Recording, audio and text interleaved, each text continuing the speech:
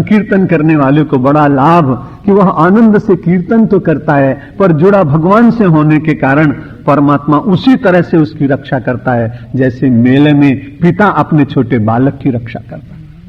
अब जो दूसरा बालक है उसको अपने ज्ञान का थोड़ा अभिमान, अपने पुरुषार्थ का थोड़ा अहंकार, इसलिए वो जलता तो है पिता के साथ में, लेकिन अहंकार के कारण धीरे धीरे थोड़ा थोड़ा दूर होता जाता है।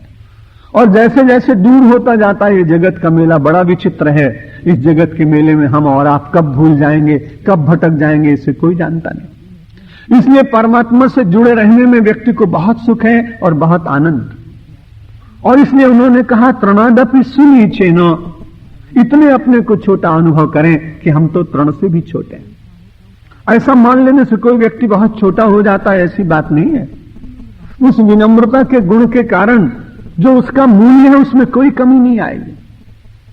जितना व्यक्ति छोटा होकर चलता है उतना व्यक्ति के भीतर बड़प्पन अपने आप आता चला जाता है। तृणादपि सुनीचेनो और तरोरिव सहिष्णु ना। और उन्होंने कहा कीर्तन करने वाले के भीतर दूसरा गुण कौन सा होना चाहिए?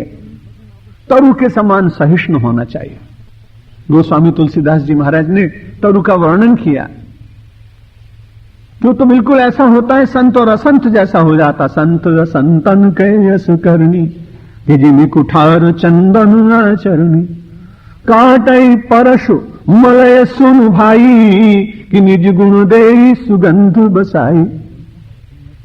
ताते सुर शीशन चढ़त जगवल्लभ श्रीखंड, अनल दाहि पीटत घन ही परसु बदन यह दंड। उन्होंने कहा कि जो व्यक्ति तरु के समान सहिष्णु है उसको लाभ बड़ा है। चंदन को काट डाला कुल्हाड़े ने, लेकिन चंदन सहिष्णु है, इसलिए उसने अपने गुण का परित्याग नहीं किया। काटे मलय परश सुनु भाई, लोहे के कुल्हाड़े ने चंदन के वृक्ष को काटा, लेकिन चंदन के वृक्ष ने अपने गुण का परित्याग नहीं किया और सहिष्णुता के कारण सहते हुए भी और अपनी सुगंध को उसके मुख को दे दिया। कुल्हाड़ा से पहले बबूल भी कटा था और नीम भी कटा था। जिसका वो कुल्हाड़ा था उसने कभी ध्यान नहीं दिया, लेकिन आज जब वो चंदन को काट के आया तो उसके बाद देखता है कि सुगंध आ रही कहीं से।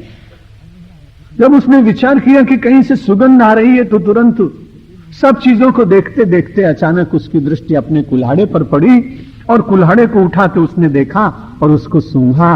तो सूंघने के बाद जहां से कुल्हाड़े ने चंदन को काटा था उसी के मुख के ऊपर सुगंध चंदन की आ रही थी। बड़ा विचित्र सा लगा, अरे इसने तो काटने का काम किया और उसने सुगंध दे दी। काटे परश मलय सुन भाई निज गुण दे सुगंध बसाई।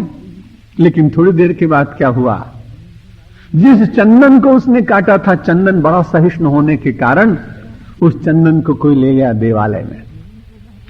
देवालय में ले जाने के बाद उसने उसको घिसा, उसमें केशर मिलाई, सोने और चांदी की कटोरी में रखा और रखने के बाद भगवान के भाल को चंदन चर्चित किया।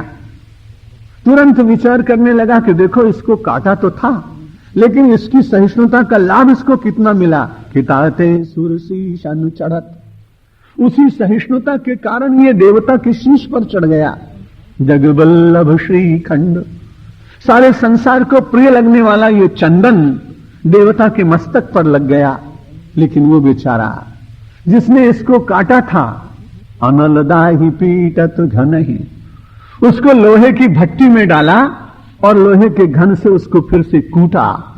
जो सहिष्णु होता है वो चंदन बन जाता है, जो असहिष्णु होता है वो कुल्हाड़े की भांति भट्टी में जाकर और घन के महान संकट को और चोट को सहन करता है।